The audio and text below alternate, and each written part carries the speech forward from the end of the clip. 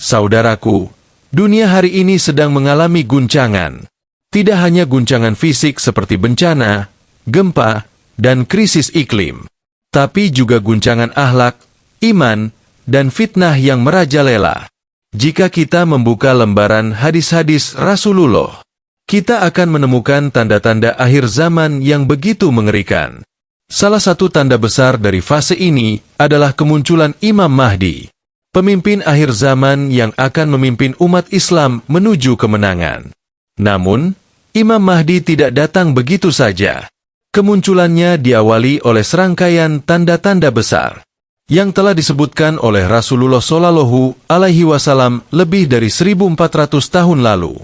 Tanda-tanda ini menjadi alarm, menjadi pengingat bahwa dunia ini sedang menuju fase yang paling menentukan. Mari kita telaah satu persatu dan renungkan apakah tanda-tanda itu sudah terjadi, sedang terjadi, atau bahkan sudah lewat di depan mata kita. Yang pertama, dunia dipenuhi fitnah. Rasulullah Shallallahu Alaihi Wasallam bersabda, akan datang kepada manusia suatu masa yang orang yang berpegang kepada agamanya seperti memegang bara api. Hadis riwayat Tirmidzi. Apa maksudnya? Maksudnya adalah, zaman akan begitu sulit. Untuk menjadi muslim yang taat bukan lagi sesuatu yang umum, tetapi seperti berjalan melawan arus. Menjaga akidah, ibadah, dan moral menjadi perjuangan yang sangat berat. Di media sosial, fitnah menyebar dengan sangat cepat. Orang difitnah tanpa bukti. Ulama dilecehkan. Ilmu dicampakkan. Yang populer bukan yang paling benar, tapi yang paling lantang dan sensasional. Masyarakat kehilangan arah. Orang jujur dianggap aneh. Orang zalim dipuja dan diikuti. Inilah zaman yang Rasulullah maksud, zaman fitnah. Fitnah ini bukan sekadar hoaks, tapi mencakup fitnah harta, jabatan, perempuan, ideologi, dan bahkan fitnah iman. Banyak orang yang dulunya istiqomah, kini goyah. Banyak yang dulu dekat masjid, sekarang jauh karena tekanan sosial dan dunia. Lalu, umat Islam terpecah. Dalam hadits sahih, Rasulullah bersabda, umatku akan terpecah menjadi 73 golongan. Semuanya masuk neraka kecuali satu. Hadis riwayat Abu Dawud dan Tirmidzi. Realita ini sudah ada di depan mata kita. Umat Islam hari ini terpecah menjadi banyak aliran dan kelompok. Bahkan seringkali perpecahan itu lebih panas daripada konflik antaragama. Saling mencela, menyesatkan, bahkan saling menghalalkan darah. Perpecahan ini terjadi dalam skala besar. Di antara negara-negara Muslim, banyak yang justru saling memusuhi. Padahal mereka sholat ke arah kiblat yang sama. Mereka membaca Quran yang sama. Namun, ego politik dan kebencian telah merusak ukhuwah. Perpecahan ini menjadi salah satu tanda besar menjelang datangnya Imam Mahdi. Karena Imam Mahdi akan datang di saat umat kehilangan pemimpin sejati. Umat bingung siapa yang harus diikuti. Dan saat itulah Allah akan utus seorang pemimpin yang adil dari keturunan Nabi Muhammad. Kemudian, kepemimpinan yang zalim. Rasulullah bersabda, akan datang kepada manusia para pemimpin yang berhati setan dalam jasad manusia. Hadis riwayat Ahmad. Betapa mengerikan gambaran ini. Para pemimpin yang seharusnya menjadi pelindung rakyat, malah menjadi sumber kezaliman, korupsi, dan penghancur agama. Banyak negeri Muslim dipimpin oleh orang-orang yang menjauhkan syariat. Mereka tunduk kepada kekuatan asing. Mereka menjual tanah air dan rakyatnya demi kekuasaan. Agama hanya dipakai sebagai alat politik. Ulama dikekang. Kebebasan beragama dikebiri. Salah satu fungsi utama Imam Mahdi adalah mengembalikan keadilan. Setelah bumi ini dipenuhi dengan kezaliman dan kesewenang-wenangan. Artinya, tanda kemunculannya adalah saat dunia benar-benar mengalami krisis moral dan kepemimpinan. Selanjutnya, peperangan dan kekacauan di Timur Tengah. Rasulullah bersabda, akan terjadi 3 peperangan besar di kawasan kalian, dan yang ketiganya akan berujung pada kemunculan Imam Mahdi. Hadis riwayat Nuaim bin Hammad. 3 perang besar ini banyak ditafsirkan oleh ulama sebagai konflik berskala besar di wilayah Syam, Suriah, Irak, dan sekitarnya. Dan bukankah kita telah melihatnya? Perang di Irak telah meluluh lantakkan Baghdad. Suriah luluh lantak oleh konflik berkepanjangan. Yaman dalam krisis. Palestina berdarah setiap hari. Konflik ini bukan hanya antar negara, tapi juga melibatkan kelompok-kelompok yang mengatasnamakan agama. Situasinya sangat rumit, dan semua ini adalah tanda bahwa dunia Islam sedang menuju titik balik. Kemudian, bencana alam dan krisis global.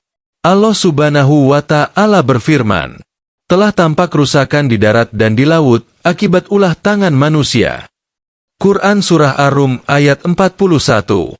Kerusakan ekologis, banjir, gempa bumi, krisis iklim, wabah penyakit. Semua ini bukan kebetulan. Para ulama akhir zaman menyebut bahwa alam pun akan murka. Karena manusia semakin durhaka. Kemunculan Imam Mahdi akan terjadi di saat bumi sedang menangis. Orang miskin semakin menderita. Orang kaya menumpuk kekayaan dengan rakus. Dan sistem ekonomi dunia menyempitkan kehidupan rakyat kecil. Lalu, ilmu diangkat, ulama wafat. Rasulullah Shallallahu Alaihi Wasallam bersabda, sesungguhnya Allah tidak mencabut ilmu dari manusia secara langsung, tetapi Dia mencabut ilmu dengan mewafatkan para ulama. Hadis riwayat Bukhari dan Muslim. Hari ini, satu persatu ulama besar wafat, dan yang tersisa banyak yang tidak memiliki kedalaman ilmu yang sama. Bahkan sebagian yang mengaku ustaz justru menyesatkan umat demi kepentingan pribadi. Inilah zaman saat ilmu langka, dan kebenaran sulit ditemukan. Saudaraku, semua tanda ini bukan fiksi. Bukan kisah dongeng, tapi semua sudah dijelaskan oleh Nabi Muhammad jauh sebelum kita lahir. Dalam hadis riwayat Abu Dawud disebutkan, akan terjadi perbedaan setelah wafatnya seorang khalifah, kemudian seorang lelaki dari penduduk Madinah akan melarikan diri ke Makkah. Hadis ini mengandung makna yang dalam. Ada kematian seorang pemimpin besar, lalu terjadi kekacauan dan kekosongan kekuasaan. Maka muncullah 3 kekuatan besar yang saling bersaing untuk menjadi pengganti. Ketiga kelompok itu saling mengklaim. Merekalah yang paling berhak memimpin umat. Masing-masing membawa pengikut. Masing-masing mengibarkan panji. Dan masing-masing membawa semangat kekuasaan, bukan kebenaran. Namun, dari 3 panji itu, tak satu pun yang berhasil menang sepenuhnya. Semua justru saling melemahkan dan menghancurkan. Fitnah semakin besar, umat semakin bingung, dan dunia berada dalam kekacauan total. Dalam kondisi seperti inilah, akan muncul seorang lelaki saleh dari penduduk Madinah. Ia bukan seorang jenderal, bukan seorang politisi. Ia adalah keturunan Nabi Muhammad, dari garis keturunan Fatimah Az-Zahra dan Hasan bin Ali. Namanya Muhammad bin Abdullah. Namanya sama dengan nama Nabi, dan nama ayahnya juga seperti ayah Nabi. Hadis Nabi, namanya seperti namaku dan nama ayahnya seperti nama ayahku. Hadis riwayat Abu Dawud. Namun menariknya, ia tidak ingin berkuasa. Ia tidak ingin menjadi pemimpin. Ia justru melarikan diri ke Makkah, menghindari perhatian publik. Tetapi para ulama, orang-orang saleh, dan para pencari kebenaran mengenalinya. Mereka tahu siapa dia dari ciri-ciri yang disebutkan dalam hadis-hadis sahih. Mereka pun mengejarnya ke Makkah. Mereka tidak membiarkannya pergi. Di antara Hajar Aswad dan makam Ibrahim, mereka membayatnya. Di tempat paling suci, mereka memaksa dia untuk menerima amanah kepemimpinan. Peristiwa bayat ini bukanlah peristiwa politik biasa. Ini adalah peristiwa bersejarah yang disebut dalam hadis dengan sangat jelas. Dan inilah awal mula kepemimpinan Imam Mahdi. Dia dibayat bukan karena ambisi, tetapi karena keadaan dunia memaksanya untuk tampil. Setelah dibayat, Imam Mahdi tidak langsung berperang. Ia terlebih dahulu menata umat, menyatukan kekuatan, dan memperbaiki akidah. Ia akan menegakkan kembali keadilan Islam di tengah kekacauan dunia. Tapi tentu saja, kekuatan yang telah lama menikmati kekuasaan tidak tinggal diam. Akan ada pasukan besar dari arah Syam yang dikirim untuk menggagalkan kemunculan Imam Mahdi. Pasukan ini dikenal dalam hadis sebagai pasukan dari Sufyani, tokoh tiran akhir zaman. Namun, sebelum pasukan itu sampai ke Makkah, mereka akan ditelan bumi di suatu tempat bernama Baida, antara Makkah dan Madinah. Ini adalah mukjizat besar. Dan ini adalah tanda langit bahwa Mahdi adalah benar. Hadis Nabi, akan dikirimkan satu pasukan untuk memerangi Al-Mahdi, lalu mereka akan dibenamkan ke bumi di tengah-tengah padang pasir Baida. Hadis riwayat Muslim. Setelah peristiwa ini, tidak ada lagi keraguan. Umat Islam yang beriman mulai berkumpul di sekitar Imam Mahdi. Pasukan dari Yaman, dari Khurasan, dari negeri-negeri Islam lainnya mulai menyatakan bayat. Satu panji dari timur akan datang menolong Imam Mahdi. Dalam hadis disebut, akan keluar panji-panji hitam dari arah timur. Tidak ada yang bisa menghalangi mereka hingga mereka menancapkan panjinya di Ilya, Baitul Maqdis. Hadis riwayat Ahmad. Panji hitam ini disebut-sebut sebagai simbol perjuangan ikhlas dan jihad. Mereka bukan datang untuk menguasai, tetapi untuk mendukung kepemimpinan Imam Mahdi yang sah. Setelah itu, Imam Mahdi akan memulai perjalanan pembebasan dunia.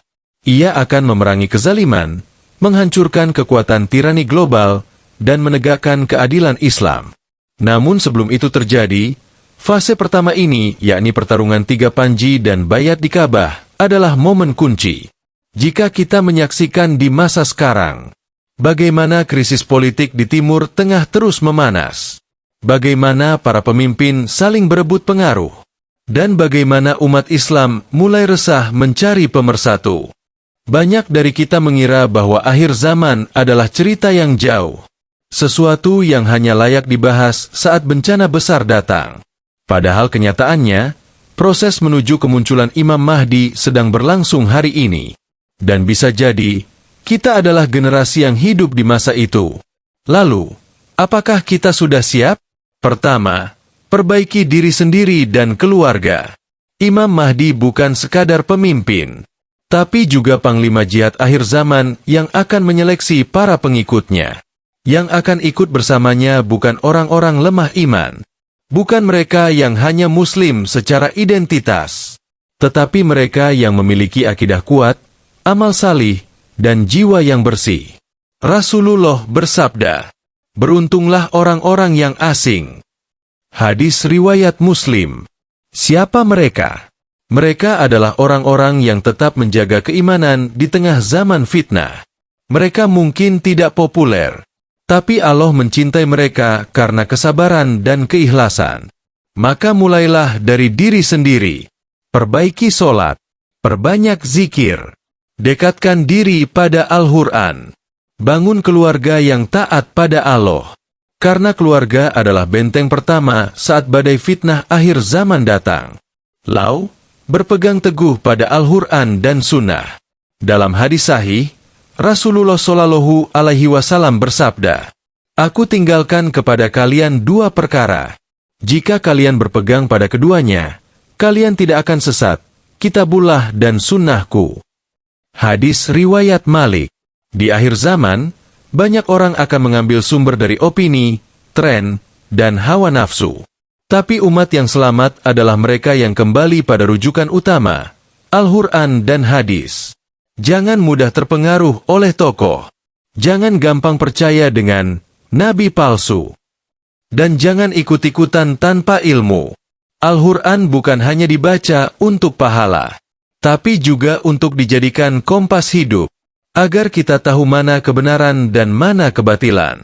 Jangan terjebak fanatisme tokoh dan politik. Salah satu fitnah terbesar menjelang kemunculan Imam Mahdi adalah banyaknya tokoh yang mengklaim sebagai penyelamat umat. Ada yang tampil karismatik, ada yang mengaku punya karomah, ada yang memanipulasi emosi umat untuk kepentingan pribadi. Imam Mahdi tidak akan tampil dengan klaim muluk. Dia tidak akan mendeklarasikan dirinya sebagai pemimpin dunia. Bahkan dalam riwayat disebut bahwa dia menolak bayat dan hanya menerima karena dipaksa oleh para ulama. Jika kita tidak hati-hati, kita bisa salah ikut. Ikut orang yang hanya memperalat nama Mahdi untuk kekuasaan. Ulama salaf banyak berpesan, jika kamu hidup di akhir zaman, jangan berpegang pada tokoh, tapi pada ilmu. Karena bisa jadi tokoh menyesatkan, tapi ilmu akan menuntunmu kepada kebenaran. Perbanyak doa agar dipertemukan dan diperjuangkan bersamanya. Banyak ulama besar terdahulu memiliki satu permohonan yang tidak pernah mereka lupakan dalam doa-doa mereka, agar Allah mempertemukan mereka dengan Imam Mahdi dan menjadikan mereka sebagai pengikutnya. Mengapa? Karena di balik kehadiran Imam Mahdi ada tugas besar, yakni menegakkan keadilan, menghancurkan kebatilan, dan menjadi penentu arah dunia. Mereka ingin menjadi bagian dari pasukan akhir zaman, yang Allah muliakan karena kesetiaannya kepada kebenaran. Berdoalah, ya Allah, jika benar aku hidup di zaman Imam Mahdi, maka kuatkanlah imanku, dan jadikan aku pengikutnya yang setia, bukan musuhnya yang tertipu. Karena tidak semua Muslim akan menyambut Imam Mahdi. Sebagian justru menolaknya. Sebagian bahkan memeranginya, karena mereka terjebak oleh dunia dan propaganda. Latih fisik, mental, dan ekonomi. Perjuangan Imam Mahdi bukan sekadar spiritual. Akan ada fase jihad besar, perang melawan pasukan zalim, dan perjuangan fisik.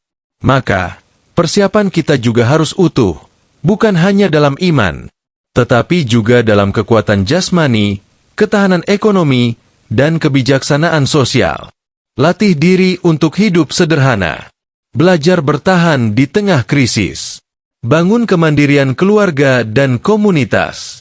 Jangan bergantung pada sistem dunia yang rapuh dan penuh tipu daya. Dalam hadis disebutkan, pasukan Imam Mahdi akan mengalami kesulitan. Mereka akan bergerak cepat dari satu wilayah ke wilayah lain. Mereka harus hidup dengan sederhana, makan dari alam, dan tetap teguh dalam keimanan. Apakah kita siap untuk itu? Kemudian ikut menyebarkan kesadaran dan ilmu. Hari ini, banyak umat Islam yang tidak tahu apa-apa tentang akhir zaman. Mereka hanya sibuk dengan urusan dunia. Mereka tidak sadar bahwa perubahan besar sedang datang. Maka, jika kamu tahu, jangan diam. Sebarkan ilmu. Ajak keluarga untuk belajar. Tulis, bicara, buat konten, adakan kajian. Karena perang pertama sebelum Imam Mahdi muncul adalah perang kesadaran. Jika kesadaran umat terbangun, maka umat akan siap menyambut Imam Mahdi bukan dengan histeria, tetapi dengan kesiapan lahir dan batin. Jangan tunggu besok untuk berubah, karena bisa jadi, besok adalah hari di mana sejarah dimulai. Jika kamu merasa video ini bermanfaat, bantu sebarkan ke teman dan keluargamu. Jangan lupa like dan subscribe channel ini agar kamu tidak ketinggalan pembahasan penting lainnya seputar tanda-tanda akhir zaman. Sampai jumpa di video selanjutnya. Semoga kita semua termasuk golongan yang Allah beri petunjuk dan perlindungan. Amin.